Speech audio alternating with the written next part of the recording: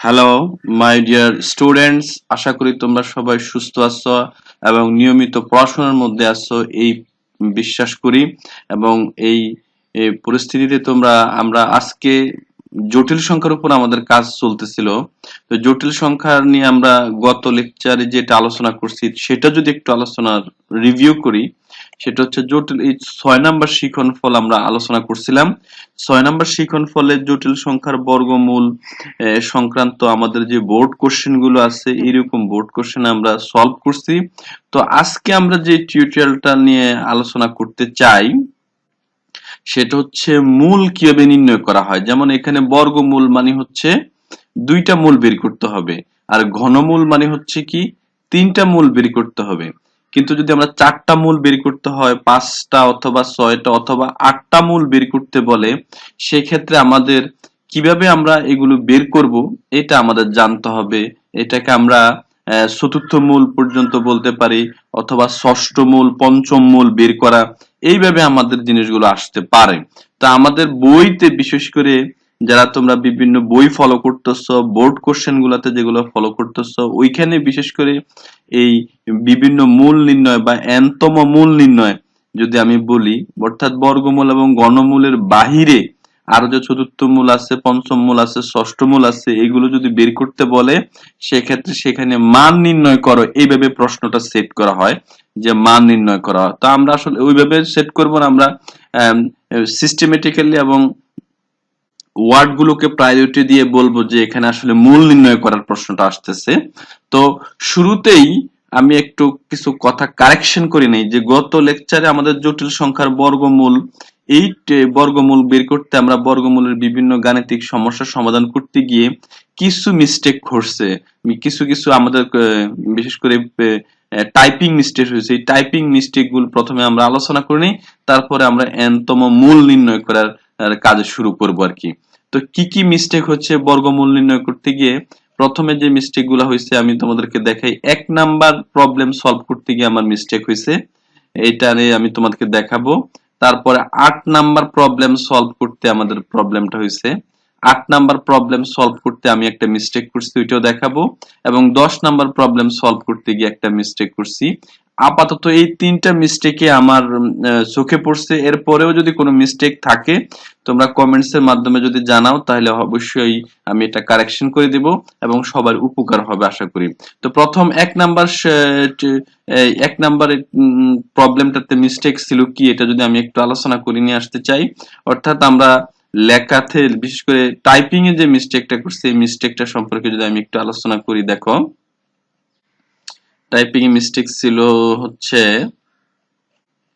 এই যে এখানে মিস্টেক ছিল। যেমন এটা ছিল আমাদের মূলত ভুল। যেমন এখানে এক্স স্কোয়ার, তো এটাকে যদি আমি এখানে বর্গমূল আকারে লিখি, স্কোয়ার রুট হিসেবে লিখি, তাহলে এটার উপর পুরাটার উপর একটা স্কোয়ার রুট পড়বে, আর এখানে 2 এর সাথে স্কোয়ার রুট পড়বে।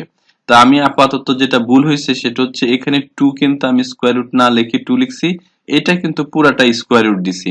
তো এখানে 2 এর সাথে স্কোয়ার রুট হবে, এই হচ্ছে এটা রাইট লাইন, আর এটা হচ্ছে ভুল লাইন, মিস্টেক। অর্থাৎ এখানে আমি টাইপিং মিস্টেক হয়েছে, এখানে লিখতে গিয়ে টাইপিং মিস্টেক হয়েছে। সুতরাং এই জিনিসটা তোমরা একটু খেয়াল করবা। এটা তোমরা যখন টিউটোরিয়াল দেখবা তখন বুঝতে পারবা যে এটা কোথায় কোথায়, বা যখন হাতে কলমে করতে যাও তখন বুঝতে পারবা মিস্টেক হয়েছে। আরেকটা মিস্টেক হয়েছে তোমাদের, এটা 1 নাম্বার অঙ্কে গেছে। আরেকটা মিস্টেক হয়েছে আমাদের 8 নাম্বার প্রবলেম। এই যে আমরা 8 নাম্বার প্রবলেমে চলে আসছি। দেখো 8 নাম্বার প্রবলেমটাতে কি মিস্টেক হয়েছে, আগে প্রবলেমটা দেখে আমি তোমাদেরকে। এটা এই হচ্ছে 8 নাম্বার প্রবলেম। তো 8 নাম্বার প্রবলেমটা যদি আমি দেখাই, এটা হচ্ছে আমাদের Z1 Z2, এটা হচ্ছে আমাদের 8 নাম্বার প্রবলেম। এই প্রবলেমটাতে আমি একটা রাইটিং মিস্টেক হয়েছে। মিস্টেকটা হচ্ছে এইরকম, সলভ করতে গিয়ে আমি যেটা লিখছি সেটা তোমাদের একটু দেখাই। এই যে এই লাইনটা মিস্টেক হচ্ছে। যেমন এখানে খেয়াল করো, x এর মান হচ্ছে -1/√2, তারপরে এই টার্মটা হবে। y এর মান হচ্ছে 1/√2, তারপরে এই টার্মটা হবে। সুতরাং x প্লাস iy লিখতে আমি x এর এই মানটা বসাইছি, দেখো মাইনাস এত। কিন্তু y এর মান লেখার সময় এখানে খেয়াল করে দেখো, y এর মান লেখার সময় 1/√2 এটা এখানে মিসিং হয়েছে। এই যে y এর মান, আমি এখানে y এর মান লিখছি, এখানে 1/√2 মিসিং হয়েছে, সুতরাং কারেক্ট হবে। এই যে এই লাইনটাই আমি আবার কারেক্ট করে লিখছি, এখানে 1/√2 হবে। সুতরাং এটাও তোমরা কিন্তু খাতা করার সময় খেয়াল করবে, এটা একটা মিস্টেক হয়েছে, এটা আমরা কারেক্ট করে লিখলাম। তারপরে 10 নাম্বার প্রবলেম সলভ করতে আমাদের একটা মিস্টেক হয়েছে, এটা হচ্ছে 10 নাম্বার প্রবলেম। আমরা যদি দেখি, এটা হচ্ছে আমাদের 10 নাম্বার প্রবলেম।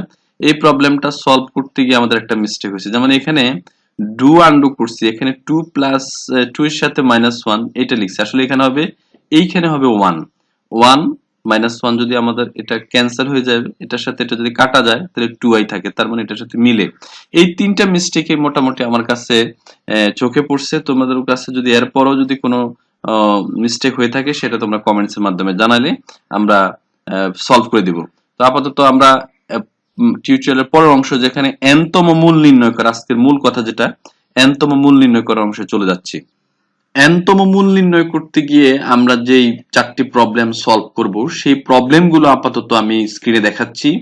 1 নাম্বার প্রবলেমটা যশোর বোর্ড 2016, 2 নাম্বারটা হচ্ছে রাজশাহী বোর্ড 2014, 3 নাম্বারটা হচ্ছে রুয়েট 2010 2011 এবং 4 নাম্বার প্রশ্নটা হচ্ছে কুমিল্লা বোর্ড 2016।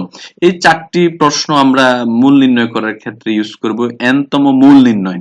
n এর মান বিভিন্ন সমস্যাতে বিভিন্ন রকম হবে, যেমন 1 নাম্বার সমস্যাতে বা 1 নাম্বার অঙ্কে n এর মানটা 3, 2 নাম্বার প্রবলেমে n এর মান 3, 3 নাম্বার প্রবলেমে n এর মান হচ্ছে 6, 4 নাম্বার প্রবলেমে হচ্ছে n এর মান 4।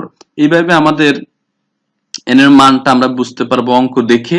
আর n এর মানটা দিয়ে আসলে বোঝাচ্ছে এখানে মূল হবে 3টি, এখানে মূল হবে 3টি, এখানে মূল হবে 6টি, এখানে মূল হবে 4টি। এইভাবে আমরা প্রবলেমটা অ্যানালাইসিস করব প্রথমে, তারপর প্রবলেমটা সমাধান করব, সলভ করার চেষ্টা করব। তো প্রথমে আমরা একটা বেসিক আইডিয়া আমাদের কাজ করতে হবে এখানে। যেমন আদর্শ দ্বিঘাত সমীকরণের যে সমীকরণটা আদর্শ, সেটা ax² + bx + c = 0। এখান থেকে x পাবো -b ± (b² - 4ac / 2a)। এই যে দুইটা লাইন লিখছি, এটা কিন্তু আমাদের কমপ্লিটলি মেমোরি থেকে লেখা, অর্থাৎ মুখস্থ জানতে হবে। এই আইডিয়াটা আমাদের ক্লাস 9 10 এ আছে, যে দ্বিঘাত সমীকরণের ক্ষেত্রে আমরা এই ফর্মুলাটা ইউজ করি। তো এখানে আমি একটা উদাহরণ হিসেবে x² - ix - 1 = 0 লিখছি, এবং এখানে ax² + bx + c = 0 এটার সাথে ম্যাচিং করে a এর মান হচ্ছে 1, b এর মান হচ্ছে -i আর c এর মান হচ্ছে -1। এখানে x² এর সহগ হচ্ছে এটা, x এর সহগ হচ্ছে b = -i আর c তো -1।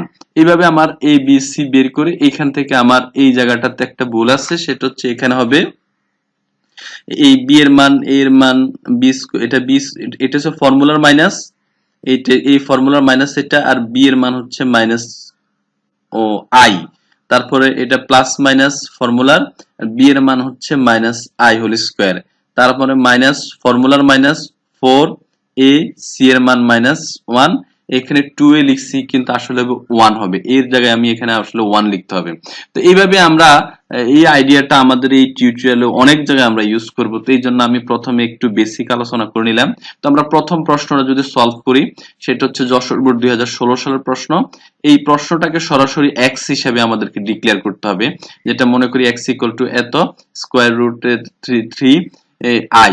তো এখানে স্কয়ার, এখানে যদি আমি ঘন করি তাহলে x³ = i হবে, এটা স্বাভাবিক। তারপরে আমি সাইড চেঞ্জ করলে i টাকে এই পাশে নিয়ে আসলে -i হিসেবে আসবে। i³ এর মান হচ্ছে -i, প্লাস i³ এর মান -i, এই জন্য এই লাইনটা আমি এভাবে চেঞ্জ করলাম। a³ + b³ এর সূত্র এখানে ইউজ করছি, a³ + b³ এর সূত্র a + b, a² - ab + b², এইভাবে সব প্রবলেমটা চেঞ্জ করছি। তারপরে আমার বীজগণিতের একবার বেসিক নিয়ম, x + i = 0 হবে, অথবা এই টার্মটা = 0 হবে। সুতরাং এখান থেকে x এর মান আমি অলরেডি পেয়ে গেলাম -i, তার মানে x এর একটা মান অলরেডি পেয়ে গেলাম, আমাদের মান লাগবে 3টি, যেহেতু আমরা n এর মান 3, তাহলে এখান থেকে বাকি দুইটা x এর মান বের হবে। সেটা করতে গিয়ে আমি যেটা করছি দেখো, একেবারে সহজভাবে এটা লিখছি, যেটা প্রশ্ন থেকে একটা স্টেপ থেকে পেলাম, i² - 1 বসিয়ে দিলাম। তারপরে এই লাইনটাকে আমি আদর্শ দ্বিঘাত সমীকরণের সাথে মিল করে এইভাবে আমি সেট করলাম, কিছুক্ষণ আগে এটা আলাপ করছি। আমার এটা হচ্ছে -b, এটা b এর মান, b এর মান 4a, c এর মান এটা 2a। তো এইভাবে আমরা সলভ করলাম। তারপর আমাদের যেটা আসবে দেখো আই স্কোয়ারটা আই স্কোয়ার হবে, আর এখানে আই স্কোয়ার মান -1 হবে, -1 + 4 = 3 হবে, স্কোয়ার রুট 3 হবে। তার মানে এই যে তিনটা মান আই এর ঘনমূল বলতে পারি এটাকে আমি, আই এর ঘনমূল হচ্ছে -i plus square root 3/2 i minus square root 3/2। এইভাবে আমরা মূল নির্ণয় করলাম, আই এর ঘনমূল নির্ণয় করলাম। পরবর্তী প্রবলেমটাতে যদি আমি দেখি, এভাবে তিনটা মূল আমাদেরকে আলাদা আলাদাভাবে ডিক্লেয়ার করে দেখাতে হবে কয়টা মূল আমরা বের করলাম। পরবর্তীতে দেখো 2 নম্বর প্রশ্ন, রাজশাহী বোর্ড 2014 সালের প্রশ্ন। এখানে -1 এর ঘনমূল নির্ণয় করতে বলছে। অলরেডি আমরা 1 এর ঘনমূল নির্ণয় করা শিখছি, তো -1 এর ঘনমূল -1 এর ঘনমূল নির্ণয় করার ক্ষেত্রে আমরা এটা প্রথম প্রশ্নটাকে x হিসেবে ডিক্লেয়ার করতে হবে, তারপরে ঘন করতে হবে x³ = -1, তারপরে -1 কে এই পাশে নিয়ে আসলে x³ + 1 = 0 হবে। a³ + b³ এর সূত্র আমি ইউজ করব, তাহলে a + b a² - ab + b square, তাহলে b এর মান যেহেতু 1 এই জন্য এইভাবে তৈরি হয়েছে জিনিসটা। তার মানে এটা অ্যালজেব্রার আমাদের বেসিক নিয়ম হচ্ছে x + 1 = 0 অথবা x² - x + 1 = 0 হবে। তো এই ক্ষেত্রে x = -1 অলরেডি আমি পেয়ে গেলাম, তাহলে x এর মান অলরেডি আমি -1 পেলাম, আর বাকি দুইটা মান x² - x + 1 = 0 এই টার্মটাকে থেকে বের করব। তো এখানে আমি দেখো x² - x + 1 = 0 বের করলাম, = 0 লিখলাম। এর মান হচ্ছে আমাদের, যদি আমি আদর্শ দ্বিঘাত সমীকরণ এই x² + bx + c এর সাথে মিল করি, তাহলে a এর মান হবে 1, b এর মান হবে -1, c এর মান 1। তো x = এটা ফর্মুলার মাইনাস, এটা b এর মান, প্লাস মাইনাস ফর্মুলার, এটা স্কয়ার রুট, এটা b এর মান -4ac 2a। এইভাবে হিসাব করলে আমাদের এই রেজাল্ট আসবে 1 - 4 - 3 হবে। এই স্কয়ার রুট -3 লিখতে পারি, অথবা আমি এটাকে i√3 লিখতে পারি। তাহলে x এর মান আমি দুইটা পেয়ে গেলাম। তো টোটাল মান হচ্ছে, দেখো মান তিনটা, যেমন এটার মান হচ্ছে -1, প্লাস নিয়ে যদি আমি লিখি একটা, আবার মাইনাস নিয়ে যদি আমি লিখি একটা। এখানে তুমি দুই ভাবে এটাকে লিখতে পারো, i সহ যদি লিখো তবে এইভাবে লিখতে হবে, আর i ছাড়া লিখলে -3 স্কয়ার রুট -3 স্কয়ার রুট -3 এইভাবে লিখতে হবে। তার মানে আমি এইখানেও তিনটা মূল পেয়ে গেলাম। তাহলে 2 নম্বর প্রবলেমটা আমি সলভ করলাম। এইবার দেখো 3 নম্বর প্রবলেমটা রুয়েট 2010-2011 সালের প্রবলেম। এখানে আমাদের মূল বের করতে হবে 6টি। এই যে 6 দেখে আমি বুঝতেছি এখানে 6টি মূল বের করতে হবে। স্বাভাবিক নিয়মে পুরো প্রশ্নটাকে x হিসেবে আমি ডিক্লেয়ার করলাম, তারপর x⁶ অর্থাৎ ষষ্ঠ পাওয়ার যদি আমি উন্নীত করি তাহলে এইভাবে পরিবর্তন হবে। তাহলে -64 কে আমি রাইট সাইডে নিয়ে আসলে +64 হবে। তারপরে আমার x² হোল কিউব, এটা হবে 4³ 64 এর জায়গায় 4³ লিখবো। তারপর a³ + b³ এর ফর্মুলা ইউজ করব, a + b a² - 4 এখানে দেখো a³ + b³ এর সূত্র আমি ইউজ করছি, তাহলে আসলে কত a + b a² - ab + b²। যেহেতু b এর মান আমাদের 4, তাহলে b² হচ্ছে 16, এখানে a এর মান হচ্ছে x² মাইনাস ab হিসাবে আসলো, এটা এই হিসাবে আসলো। তারপরে আমরা যেটা করব বেসিক নিয়ম, x² + 4 = 0 লিখবো, অথবা x⁴ - 4x² + 16 = 0 লিখবো। এইভাবে আমি প্রবলেমটা সেট করলাম। x² + 4 = 0, x² - 4, x ± √4, এটাকে x ± twice i লেখা যায়, কারণ এখানে স্কয়ার রুট 4 এর মান হচ্ছে 2 আর স্কয়ার রুট -1 এর মান হচ্ছে i। এইভাবে আমি +-2 লিখলাম। তাহলে x এর মান অলরেডি আমি দুইটা পেয়ে গেলাম, আরো থাকে বাকি চারটা পাবো হচ্ছে এখান থেকে, কারণ এখানে x এর পাওয়ার কত 4 টোটাল, সুতরাং এখান থেকে আমি চারটা মান পাবো। তো সুতরাং আমরা দেখি এটাকে আমি এইভাবে লিখলাম, এই x² কে আমি x⁴ কে লিখলাম x² হোল স্কয়ার 4x² + 16। তাহলে এখানে আমার এই ফর্মুলাটা, আদর্শ দ্বিঘাত সমীকরণের ফর্মুলাটা আমরা ইউজ করব। a এর মান হচ্ছে 1, b এর মান হচ্ছে -4, c এর মান 60, আর x এর পরিবর্তে হচ্ছে x² এইভাবে আমি যখন -b + b² -4ac 2a, এটা হিসাব করে দেখো -4² মানে 16, আর এটা হিসাব করলে হবে 64, 2, তার মানে -4, এটা বিয়োগ করলে হবে -48, এটা আমি বিয়োগ করলাম -48 কে আমি কিভাবে চেঞ্জ করতে পারি, দেখো এই -48 কে এখানে লিখতে পারি স্কয়ার রুট -1, যেটাকে লিখছি i, আর টোটাল 48 কে স্কয়ার রুট করলে এটা হবে 48 কে লেখা যায় 16 × 3, 16 কে যদি আমি স্কয়ার রুটের বাইরে নেই তাহলে হবে 4, কারণ 4 স্কয়ার হবে, 4 স্কয়ার এর কারণে এখানে 4 হবে, আর এটা 3 স্কয়ার রুট 3 হবে। তাহলে এটা মোটামুটি 2 দিয়ে যদি আমি ভাগ করি তাহলে আমাদের 2 plus minus 2 square root 3i হবে। তাহলে এখান থেকে আমি x স্কয়ার এর মান পেলাম 2 plus minus 2 square root 3i। এখন এটাকে আমি যদি কমপ্লিটিং স্কয়ার করি, এটা কমপ্লিটিং স্কয়ার করছি আমি, তোমরা এটা জানো কিভাবে আমরা কমপ্লিটিং স্কয়ার করতে হয়। সেক্ষেত্রে 2 কে অ্যাডজাস্ট করছি আমি 3 স্কয়ার রুট 3 হোল স্কয়ার আর i স্কয়ার মাইনাস 1। এটা দেখো, এটা মাইনাস 1 আর এটা 3 থেকে মাইনাস 1 বাদ দিলে কত হবে 2। সুতরাং এটা আমি ডু আনডু করছি কমপ্লিটিং স্কয়ার করার জন্য। তাহলে এটা ঠিক আছে, a square plus minus 2ab plus b square, a plus এটা হচ্ছে a plus minus b whole square. তারপর x স্কয়ার কে যদি আমি এটাকে বর্গমূলের সাহায্যে নির্ণয় করি, দুই পাশে বর্গমূল করি, তাহলে x স্কয়ারের পরিবর্তে x হবে, আর এখানে স্কয়ারের পরিবর্তে এটা হবে, এখানে প্লাস মাইনাস আসবে। তার মানে x এর মান এখানে টোটাল 4টা, আগে পাইলাম 2টা, এখানে 4টা, টোটাল কয়টা হলো মান? এই হলো টোটাল 6টা, 1টা 2টা 3টা 4টা 5টা, এই 6টা। এই টোটাল x এর মান 6টা আমরা পেয়ে গেলাম। এটা তোমরা খাতায় যদি স্টেপ বাই স্টেপ করো তাহলে তোমরা বুঝতে পারবা। তাহলে x এর টোটাল মান হচ্ছে 6টি। তো 6টি মান কমপ্লিট করলাম। তারপরে আমাদের 4 নাম্বার কোশ্চেনটা দেখো, last question 4 number Comilla board 2016 সাল। এখানে আমাদের মান বের করতে হবে এবং এই মানটা বের করার সংখ্যা হচ্ছে n এর মান যেহেতু 4, তাহলে 4টা মূল বের হবে। x ইকুয়াল টু আমি 4 এটা লিখলাম, x two the power 4 equal to minus 81, minus 1 এর পরিবর্তে লিখলাম i স্কয়ার, তার x স্কয়ার, এটা x টু the power 4 কি লিখলাম x স্কয়ার হোল স্কয়ার, এখানে লিখলাম 81 i স্কয়ারের পরিবর্তে 9i হোল স্কয়ার। তারপরে আমার স্কয়ার রুট যদি ইউজ করি, দুই পাশে স্কয়ার রুট ইউজ করলে এখানে প্লাস মাইনাস 9i হবে। তারপরে দেখো x equal to plus minus, এখানে আবার স্কয়ার রুট ইউজ করছি প্লাস মাইনাস 9i, অর্থাৎ এখানেও আমি বর্গ মূল করলাম, স্কয়ার রুট দুই পাশে ইউজ করলাম, x আসলো আর এখানে আসলো প্লাস মাইনাস 9 i এর স্কয়ার রুট, তার আগে প্লাস মাইনাস থাকবে যেহেতু আমি দুইবার স্কয়ার রুট ইউজ করছি। তার পরবর্তীতে যেটা হবে সেটা হচ্ছে এখান থেকে আমি 9 কে 3 আকারে বের করতে পারবো, যেহেতু 9 মানে 3 স্কয়ার, তার বের হবে 3 plus minus i। Plus minus i কে আমি কমপ্লিটিং স্কয়ার করার জন্য এখানে ডু আনডু করছি 2 দিয়ে, 2 প্লাস মাইনাস 2 আর হাফ ডু আনডু করে এটা তৈরি করা হয়েছে।